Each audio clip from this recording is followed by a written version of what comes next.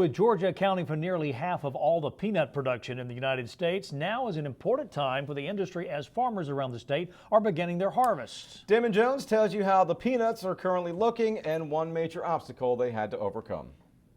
Each and every year, farmers are at the mercy of Mother Nature during the growing season.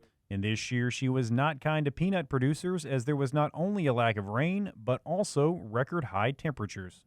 We had a really really hot temperatures in June and July, which I think took a toll on some of the crops, and we don't know how it's affected our yields yet. We haven't actually started harvesting peanuts yet, but we think we might have a little bit of yield reduction because of the heat and stress that it was under because of the drought. But just how much of an impact all the stress had on the crop is the real question. And so far, the early returns are somewhat inconclusive. For the most part, it's going to be a decent crop. It's not going to be an excellent crop, but mainly that's just because of the drought that we've had.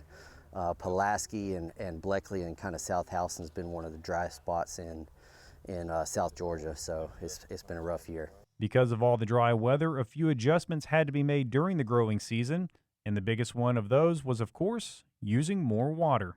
A lot more frequent irrigation because of the heat to try to keep the ground cool enough to let the peanuts produce. So it was a lot more irrigation and a lot more frequently we had to because of so many days over 95 degrees just kept the ground so hot it was hard for the peanuts to really pollinate and produce like they're supposed to. The drought not only had an impact on the growing conditions of the peanuts, it also presented another problem when it comes to pests. We got some insects. Lesser cornstalk borers have been an issue. Pretty much any field in Pulaski you can find lessers.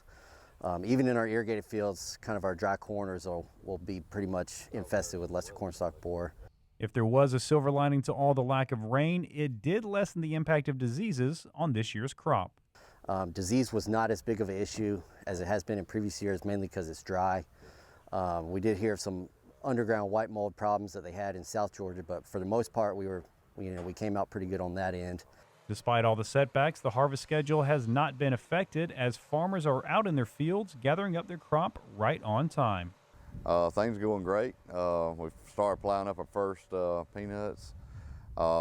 We've been through a pretty bad drought this year, so our dry corners, everything out from under irrigation is not very good, but under the irrigation they look pretty good.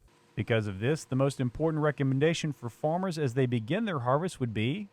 The number one piece of advice I would give is to make sure you kind of separate your dry corners from your good irrigated peanuts. The last thing that you would want to do is mix those in a load and have your good peanuts go seg 2 or seg 3 just because of those dry corners. So I would pick the dry corners first and then move on to your good irrigated stuff. Reporting from Hawkinsville, I'm Damon Jones for the Georgia Farm Monitor.